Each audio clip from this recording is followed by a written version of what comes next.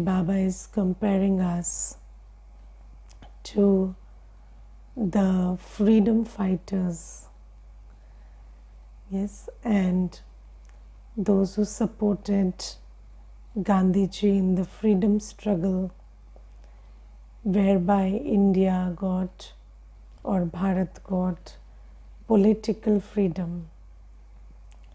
And Baba says that although we are politically free, we are not free, because there's still Ravan Rajya. And in Hindi, it is very interesting to understand that when we translate freedom in Hindi, we say Swadhin. Swadhin means somebody who is a slave of himself. Yes, so you are Swa-adhin, which means you are a slave of yourself. And although we think that we are a slave of ourselves, and there is a reason why it is Swadhin and not, Anadhin, or, free from all aspects. But Baba has given us the knowledge that we are not Swa-adhin, we are adhin to Ravan, we are a slave of Ravan or vices. And Baba says, now I am waging this, this whole crusade against Maya or Ravan. And just like, people followed the directions of Gandhiji and they gave their everything to the freedom struggle. Have you seen those videos where people are giving away everything they have for this freedom struggle? So, they gave their children, they gave all their belongings, everything they had. People just gave it away for the freedom struggle. And Baba says that now Baba says just political freedom takes so much of struggle, and it took 40-50 years. And here it's not just a question of one country, but it's a question of the whole world. And this whole world is in the bondage of Maya or Ravan. And you children have to take the responsibility of being my helpers. So, just like people chose to be Gandhiji's helpers. So Baba says you have to choose to be my helpers with your body, mind and wealth to liberate the whole world from Ravan Rajya. So do you understand the relevance of your task? Because you see, when you think about the freedom struggle, you really think about those who became helpers in that struggle as people who were very noble. Yes, and you look at a freedom fighter very highly, and until today, they receive that regard. And Baba today says that however much they would have contributed, what did they gain? They might have gained some political position, that's it. Yes, people who really were very close to the crusader, the people who were very close to Gandhiji in the freedom struggle, they might have received some position, maybe they became an MP or something. But Baba says, you are not supporting a limited father. So Gandhi is also called Bapuji. And Baba says, here I am the unlimited Bapuji, the father of all souls. And you are not supporting a human, you are becoming the helpers of God. And when you become God's helpers, you don't receive a small temporary position. I make you the king of kings in Satyug. I make you the, the ruling deity in Satyug. So Baba says that, but do you understand that if people did so much and they received a small position, then you are waging this war against Maya. And how much of seriousness do you need for this? Because you see, Baba says that you have to give up all your body, mind and wealth for this seva, for making Bharat a pure world. And do you think about this life or this journey of yours in this serious manner? Or do you think that you're just attending a class, or you're just following a course, or it's a path like many others follow? So you're just going to a satsang and spending some time every day there. Or do you really understand the aim and objective? So that's the question, because Baba looks at this whole process as something very relevant, very important, and Baba is underlining that. But do we see this whole path and process with that kind of dignity and that kind of importance and that kind of reverence and that kind of seriousness? Do we do that?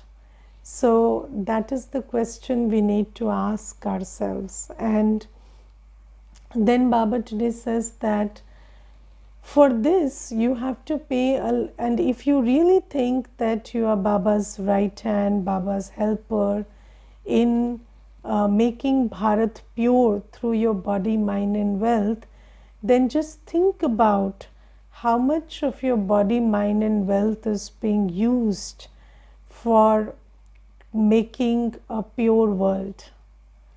Yes, so one has to think about that, because sometimes we keep telling ourselves that I am Baba's helper, but my entire body, mind and wealth is being consumed by, wherever I have body consciousness. So this is one thing. Then Baba also underlines that to create a pure Bharat, so we are establishing a pure world, pure Bharat. So for that, purity is a must. Yes, so you cannot establish a pure world without purity. So Baba says that when you adopt a pure lifestyle, when you win over all your vices, when there is no vicious thought, vicious word, vicious act, or none of your body, mind and wealth is being used with the intention of vice, only then can we say that we are really becoming helpers in the creation of a pure world. So first thing is, we are committed to the creation of a pure world. So is there purity in my dharana? And I remember, there was this one brother, and he said, why do you people ask others to be celibate? And why do you say onion and garlic is bad? Or why do you say non-vegetarian is bad? So I told him, no, it's not bad. We don't say it's bad or good. So he said, no, you people say that, and I've heard it in some other center and this and that. And then I told him, you see, let me tell you why, the aim why we are doing all this. So I said, are you a worshipper of deities? So he said, yes. So I said, do you offer them onion, garlic and non-vegetarian food, and do you go into lust when there is a puja at home? So I said, no. So I said, we are trying to become that deity. So that's our aim. So we are trying to become that deity.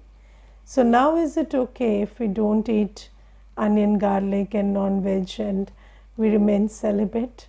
So I said, yes, if you're trying to become a deity, then it makes sense. So I said, yes, that's why we are doing it. And we are telling people that if you want to become that, then you have to do this. So is it not logical enough? So I said, yes, that's logical enough. So I said, and would deities cry missing each other? So I said, no. So would you like a deity wailing over somebody's dead body? So he said, no, I can't imagine that. So I said, yes, so you have to be free from attachment also. You cannot cry and wail over anybody's dead body. That's what we are saying. So he said, yes, that makes sense. So I said, you have to understand the aim to understand, whether what makes sense or doesn't make sense. So Baba says that you can explain to anyone that we have come to purify impure Bharat, and so we definitely have to become pure. Yes, so Baba says you can explain to anyone that we have come to purify impure Bharat, and so we definitely have to become pure. And Baba says this is something that you have to practice, and even explaining to someone that you have to become pure because you're creating a pure Bharat, that is not difficult to explain. So Baba says that if you are appointed in this task of using your body, mind and wealth to create a pure Bharat and liberate Bharat from the clutches of Maya Ravan, then you have to become pure. So purity is a must. And second thing is, you can also explain to others why you have to become pure. And until this day, I have only given this logic to everyone who has asked me, why do you have to be pure? Why do you have to do this and do that? Even to my Lokik parents, this is the way I explained, and they understood.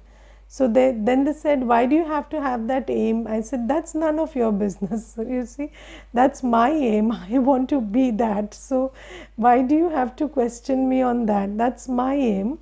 I want to be that, and I'm doing that. And if you also want to be that, you do that. If you don't want to be a deity, nobody is asking you to be a deity. Nobody is asking you to be pure.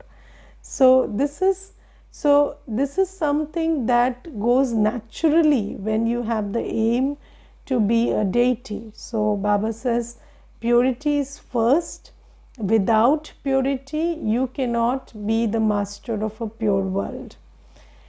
And then second thing Baba says is, you also have to understand that when there is a war, you see, then you also have to take care of the enemy. So here also, when you are winning over Ravan, you have to defend yourself or protect yourself from the attack of Maya. Yes, so you have to protect yourself from the attack of Maya. And Maya will keep attacking you. So Maya will keep attacking you by throwing the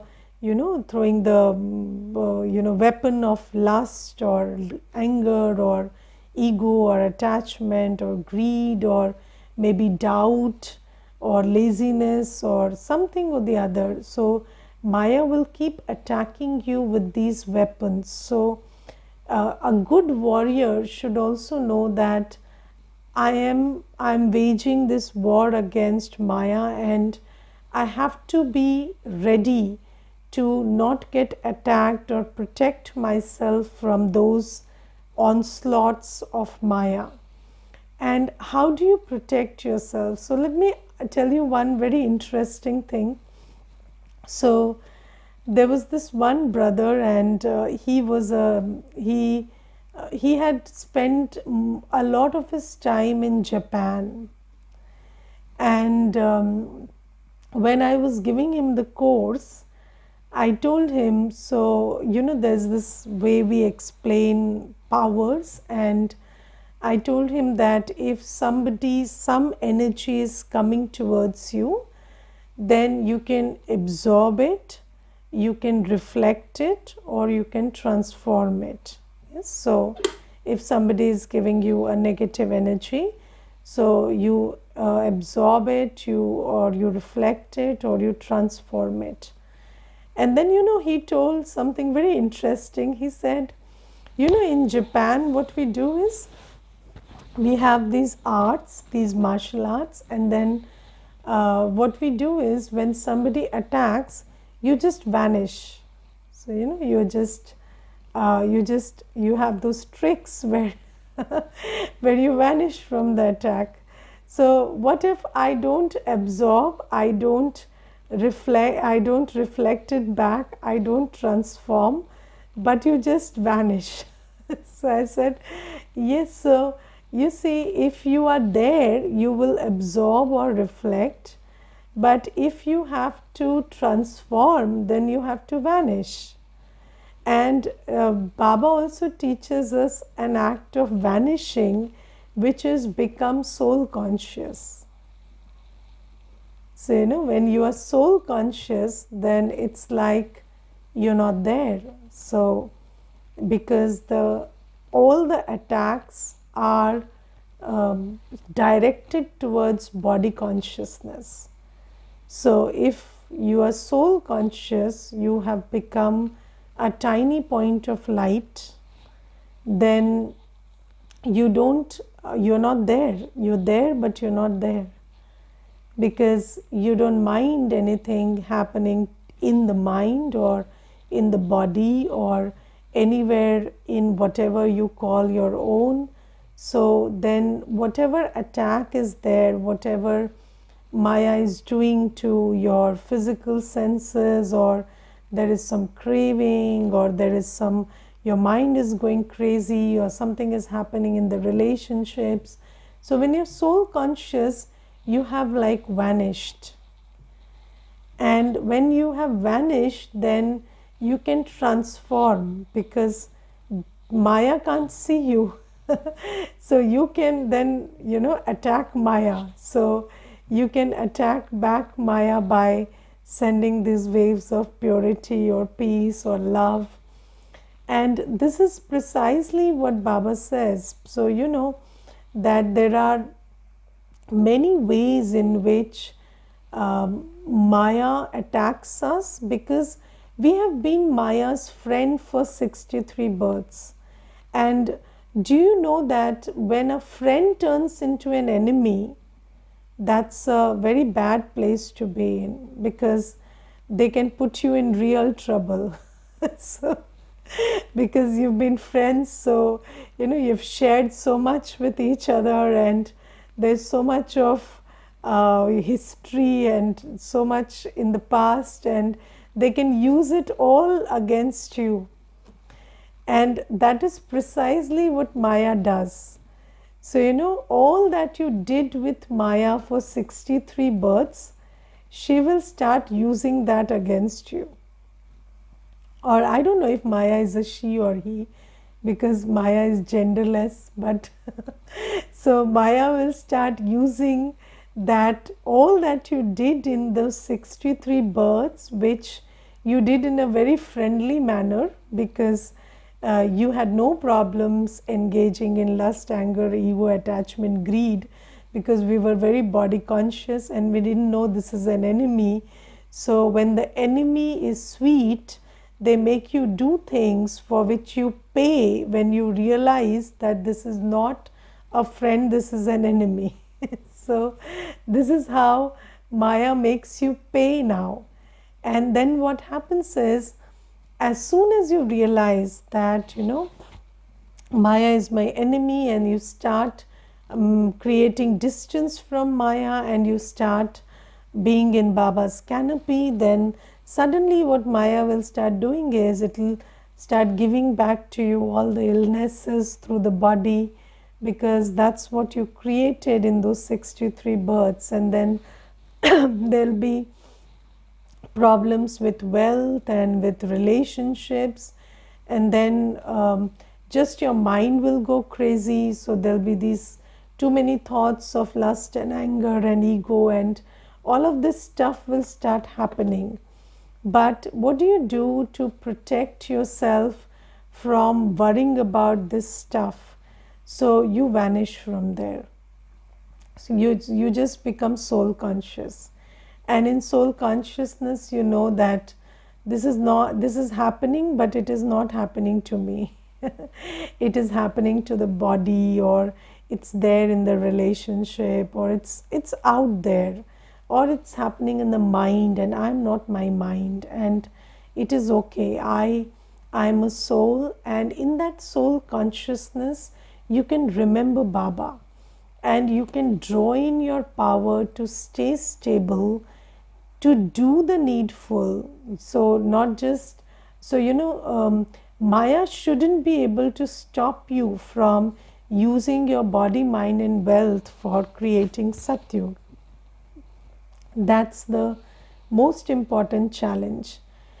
And when you vanish from the attack of Maya, when you be soul conscious, and when you remember Baba, you will be in a position to still be Baba's helper and right hand, despite all these attacks of Maya going on around you. So even if you are having a crazy day, you will still be able to wake up and meditate and do seva and do stuff that Baba is asking you to do. And then what happens is, when these karmic settlements come in, and then you don't worry about them, and instead you become soul conscious and you settle them, then they slowly get settled and they go away. So Baba says that these karmic settlements are coming for settlement, and when they get settled, you will become karmatit, which is, you will reach a place, a point where there will be nothing causing sorrow to you. But until then, there will be so many things which will come to cause sorrow, and you have to deal with them and settle them. And dealing with them involves being soul conscious, remembering Baba, and continuing using your mind, body and wealth for the seva of Bharat.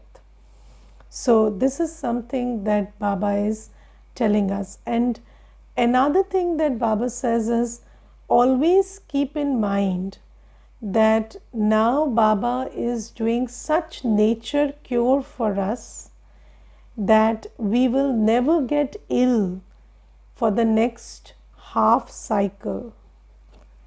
So Baba says, when you have to pay back a loan, what do? You think about the time when all your loan will be repaid, and you feel so free thinking about that you don't mind paying the installment right now. So the best way to be happy paying back a loan is thinking about what will happen after the whole loan is paid. And Baba says, you do exactly the same thing.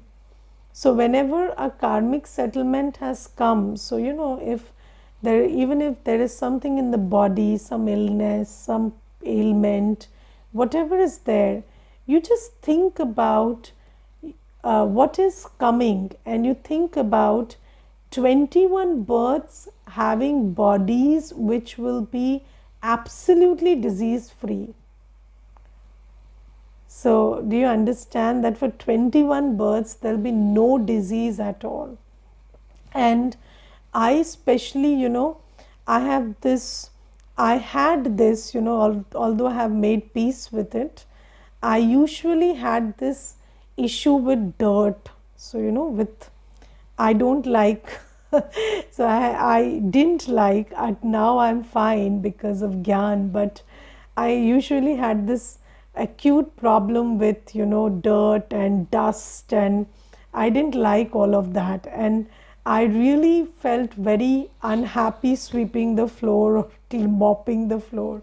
And I always used to think as a child, I want to be in a place where you don't need a broom and a mop, and you don't need to clean whatever is there around. And I usually, most of the time I used to keep thinking that why is there so much dust settling every time you clean it, even in a week, there is so much of dust settling all the time. And when I came to Baba told in one of the Murlis that in Satyug you will not have to clean and mop, and there will be no dirt, no dust.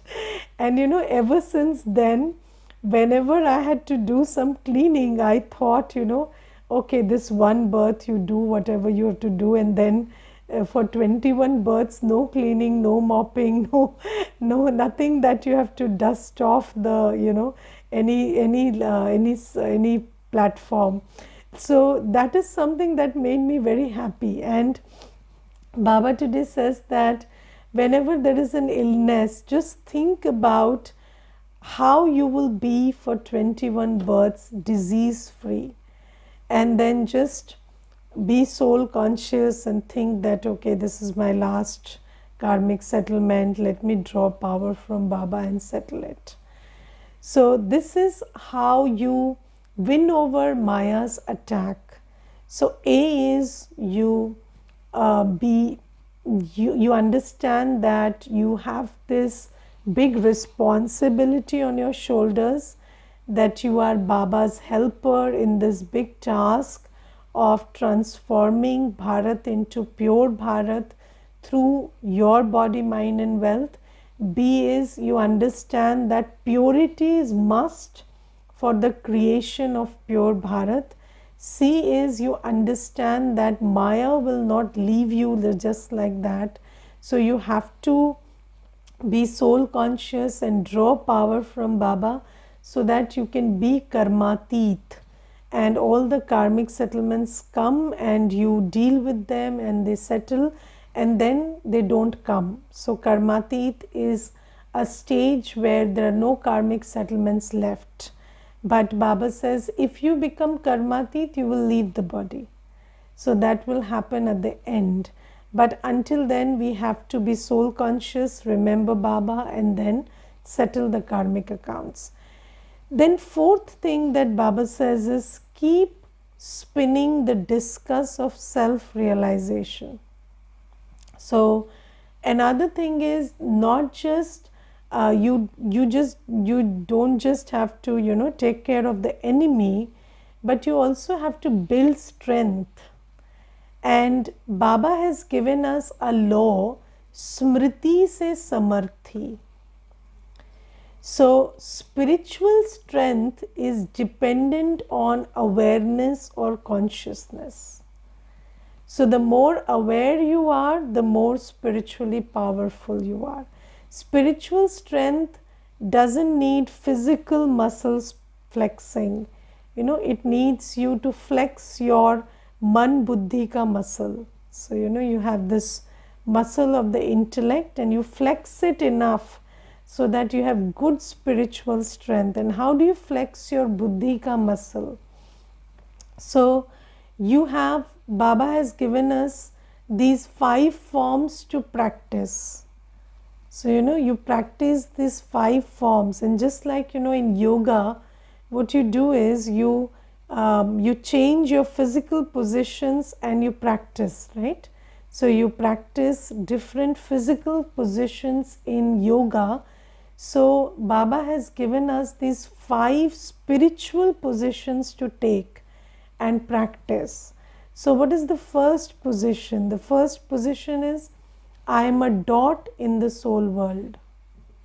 Absolutely still, peaceful, silent, no thought, in a world of purity, bodiless, I am sitting. And sit there in that spiritual position, in that consciousness, sit for as long as you can. Second position, You are a deity in a world of harmony. So there is love and harmony and sweetness all around, and you are a deity conducting your whole business in that world of harmony. So do you know how to live in a world of harmony? So we don't know how to live in a world of harmony. So, I remember there was this one brother in my office, and whenever he was into administration, and whenever somebody sent an application through the admin, so what he would do is he would not forward that application until a month. And if somebody started shouting at him, he would shout more, and then he would not do the work. So there was this one instance when my application also had to be sent through him. So somebody told me that forget it, he will not do it until 1 month. So I said, no, why would he not do it until 1 month? So then I called him up and I said, sir, I want you to please sign that application. And he started shouting at me. He said 20 things like, do you think this is my only work pending, and I have so much of pendency, I have so much work to do, and you think your application came in today morning and you want it dispatched in the evening, and what do you think, you are the Prime Minister of the country, and this and that. And he kept shouting. And then I said, no, I don't think any of these. I'm just requesting you, pleading to you, please do it. And after all of that stuff, when I said please do it, he had never heard that sentence in all his life, because after what he says, people only shout at him. So he kept the phone and he just processed my application and sent it. Because you don't know how to you don't know how to live in a world of harmony. So, in this world, you know how to live in the world of ego. But how do you live in a world of harmony? So, that's the world where we have to practice being in the second stage, where, nature, humans, everybody is harmonious, they are sweet. There is no ego, there is no vice there. And the third position we have to practice is, I am a soul sitting in the temple and being a detached observer while everybody comes to the deity and they offer their heart out, and whatever they have to vent before you, and then you give them what they need. So that's the deity position. So being an absolute giver. Then the fourth position that you practice is, you are a Sangam Yugi Brahmin who is completely Agyakari, Wafadar and Farman Bardar. So you are obedient, you are loyal, you are faithful, and then you are Farman Bardar. You follow every direction of Baba. So create this, just position yourself as this accurate Brahmin who is doing everything that Baba is directing you to do. And you have one Baba and none other, and all of the Srimad that Baba gives you, you are an embodiment of that. And the fifth position that Baba wants us to practice is, I am an angel. So an angel which has no grossness. So where you're very light, made of light, and you do everything, but you do it like somebody who has taken an incarnation. You come, you do, you leave. There is no residue that you carry after you do something. There is no worry that you do before doing something. That's the angelic stage. So Baba says, when you practice these 5 positions, 5 forms, continuously, then it will bring strength into you. So that's muscle building, spiritual muscle building. And Baba says, this you have to do if you have to win over Maya. Spin the Swadarshan Chakra. Most important, this is there.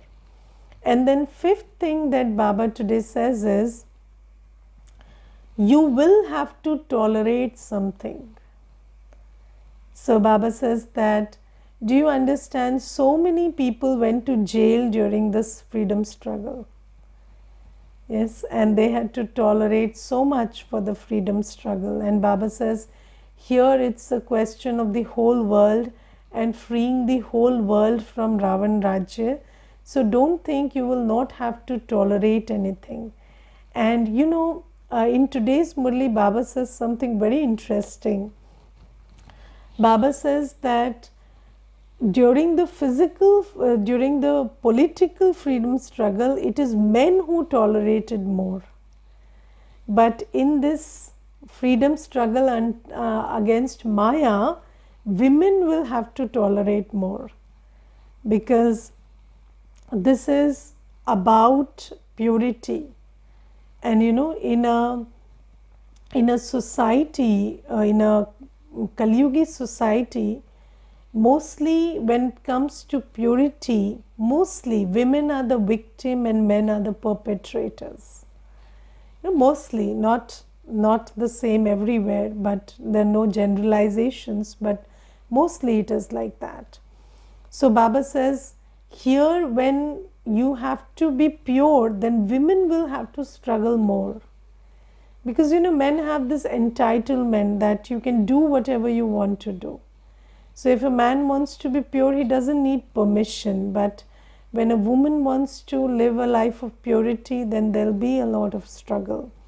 So Baba says you have to tolerate a lot, because in struggle also there has to be the power to tolerate, because it's not about fighting, it's all about internal fighting.